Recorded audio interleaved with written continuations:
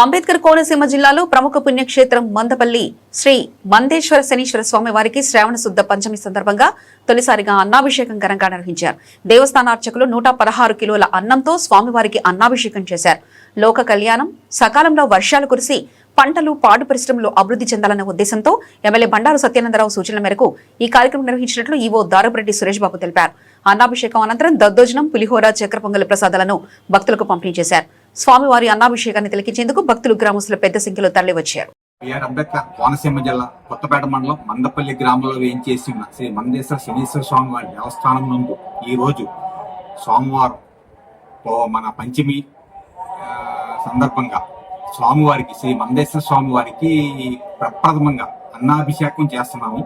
ఈ అన్నాభిషేకం సుమారు 116 కేజీలు అన్నాన్ని వండి వార్చి చల్లారిన తర్వాత స్వామివారికి అభిషేకించి నివేదించి ఆ తదుపరి గ్రామస్తులందరికీ వారిని చక్కెర పొంగలిగా, పులిహారిగా, దద్దోజనంగా మేము వితరణ చేయదలుచున్నాం.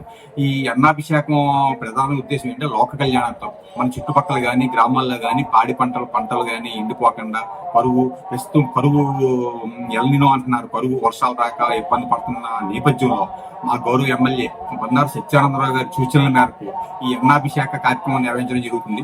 ఈ రోజు సోమవారం నాడు మన ప్రప్రథమం, ఈ మందేశ్వర స్వామి చరిత్రలో ప్రప్రథమంగా అన్నాభిషేకం జరుగుతుంది. గ్రామస్తులు కూడా, పెద్దలు, ధర్మగతలు కూడా చాలా ఆనందాన్ని వ్యక్తం చేశారు. మొత్తం గ్రామ ప్రముఖులు కానీ, గ్రామ ప్రజలు కానీ విశేషంగా మనకి హాజరయ్యి అన్నాభిషేక కార్యక్రమం తిలకిస్తున్నారు. తదనంతరం ప్రసాద వితరణ జరుగుతుంది. ఈ కార్యక్రమం ఏంటంటే ఈ కరువు కానీ, చుట్టుపక్కల కానీ ఎవరికి ఇబ్బంది లేకుండా, ప్రతి కుటుంబం కూడా తిండికి ఇబ్బంది లేకుండా, పంటకి ఇబ్బంది లేకుండా ఉండాలి. ఈ కరువు నేపథ్యంలో ఈ అన్నాభిషేకాన్ని చేపట్టడం జరిగింది. మా గౌరవ ఎమ్మెల్యే బండారు సత్యానంద గారి సూచనల మేరకు ఈ అన్నాభిషేకాన్ని కార్యక్రమం నిర్వహించడం జరుగుతుంది.